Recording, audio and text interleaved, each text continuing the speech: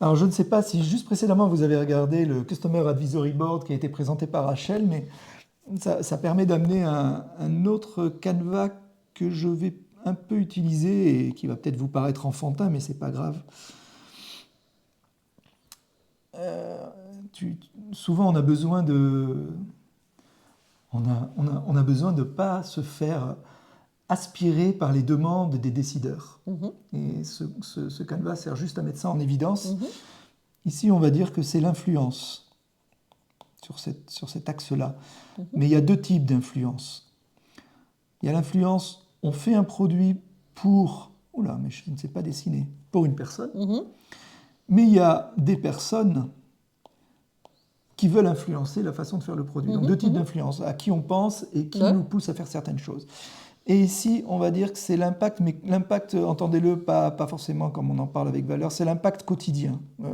C'est Qui ça touche? ouais, c'est ça. Quels effets ils peuvent avoir sur le projet ou sur moi. Voilà, Ok. exactement. Et donc là, typiquement, je vais essayer de simuler des post-it.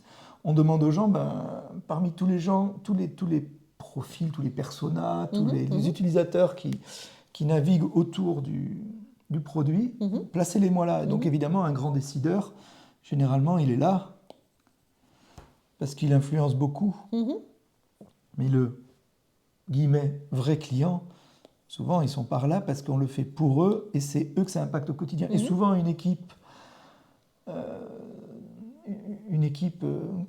j'allais dire administrative, par exemple les administrateurs du site web, du mhm, cloud, mhm, les mhm. techniciens qui supportent la plateforme, ils sont là parce que ils sont beaucoup impactés au quotidien, mais Mais ils on influencent peu. ne le fait pas pour eux. Ouais, c'est pas pour eux. D'accord, bon alors eux, ici on oublie complètement, hein, ça ne nous intéresse pas du tout. Mais voilà, Ça ne nous vous, intéresse pas du tout parce qu'ils ont ni influence, ni ils t'influencent et ils n'ont pas de valeur. ce n'est pas vraiment pas pour eux qu'on le fait. Voilà. D'accord, donc ça peut être très rapide, mais des fois on peut s'en servir pour contrebalancer des demandes initiales de décideurs qui vont... Mais des fois, comme tu l'as dit, on a besoin de les nourrir aussi, Mhm, hein. Et mhm. puis logiquement, on peut s'interroger pourquoi il peut y avoir des écarts très forts, mais voilà, ça c'est un tout petit canvas que je peux utiliser de temps en temps à la demande. Atelier brainstorming, oh tiens, au fait, c'est quoi vos utilisateurs? On ne réussit pas à définir. Et c'est pareil, on va en avoir un peu ici, on va en avoir un peu ici, et on se débrouille à la fin pour se dire, bon, ben en fait, oui, on va tous les traiter. Toujours oui, pas Mhm, non, mhm, mais mhm. on commence par cela. Voilà. Et ben moi j'ai un outil qui est très proche de ça. Si tu mets Je t'en fais une nouvelle ouais, feuille. ouais, ouais. Je pense que l'intention est très proche. Mhm. Alors je vais raconter comment ça se passe. Moi, la première chose que je fais en général en tant que product manager, je vais essayer de connaître un peu sur quel territoire je me suis posé et faire la carte de mon territoire, la cartographie. Donc, je vais faire pareil que ce que tu fais, un stakeholder mapping. Je vais le faire sensiblement stakeholder, partie prenante, pardon. C'est toutes les parties prenantes. Alors, comment je vais faire ça? En général, oups, reviens là, tac. Je vais commencer par rédiger je vais commencer par me poser des questions, pardon, et je vais rédiger la liste de toutes les questions que je me pose et sur lesquelles j'aimerais bien avoir des réponses parce que je pense qu'elles sont intéressantes. D'accord? Donc ça, c'est important de. Ça va être des questions sur ben, c'est quoi la vision du produit? C'est quoi la vision d'entreprise? Pourquoi est-ce qu'on fait ça? Pourquoi est-ce que c'est important de faire ça? C'est quoi les enjeux? Tu vois, toutes ces questions dont on a parlé Oui. pendant la masterclass. Et avec ça, je prends mon petit bâton de pèlerin et je vais aller commencer par interviewer un set en général, 3 à 5 personnes que je vais prendre pas complètement au hasard dans l'entreprise. Je vais très probablement choisir peut-être en départ mon manager, un dirigeant, quelqu'un qui est dans une autre équipe, je vais faire comme ça, tu vois. Et je vais les rencontrer et chacun, je vais passer un petit peu de temps avec eux, genre en général 45 minutes, hein, pas plus, et je vais les interviewer. Ce qui est intéressant, c'est que je vais les interviewer, je vais leur poser à tous exactement les mêmes questions. Ça, c'est le premier point. Et le deuxième chose, c'est que je vais leur... Et dans les questions, il y a des choses comme comment est-ce que toi t'influences mon projet, comment est-ce que tu veux être tenu au courant, c'est quoi le... Tu vois, c'est pour ça que vraiment, ça m'a fait penser à cette histoire d'influence et d'impact. Et je leur demande aussi une chose qui est intéressante, c'est donne-moi le nom de 2 ou 3 autres personnes que tu penses importantes pour ça. Et donc, en partant de ce groupe d'origine, petit à petit, je vais arriver à tracer un espèce de network, de réseau, de tous les gens. Et chacune des personnes va me donner des personnes en plus, jusqu'à ce que, alors en général, je consacre quand même un petit peu de temps au départ. Ça me permet aussi de faire ce qu'on appelle mon onboarding, c'est-à-dire d'arriver et de comprendre un peu le contexte.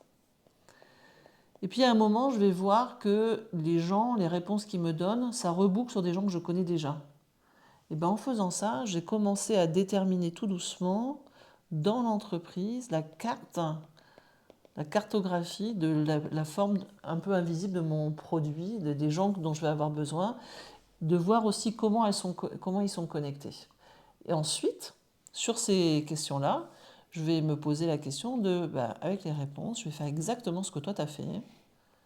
Je vais poser ces gens-là sur mon petit référentiel comme ça, sur l'impact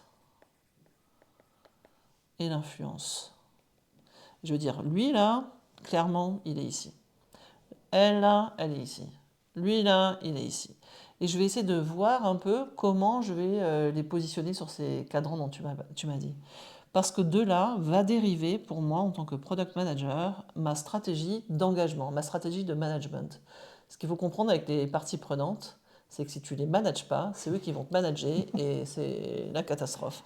Donc typiquement, les gens qui ont beaucoup d'influence et beaucoup... Oups, pardon. Retour arrière, c'est là. Pardon.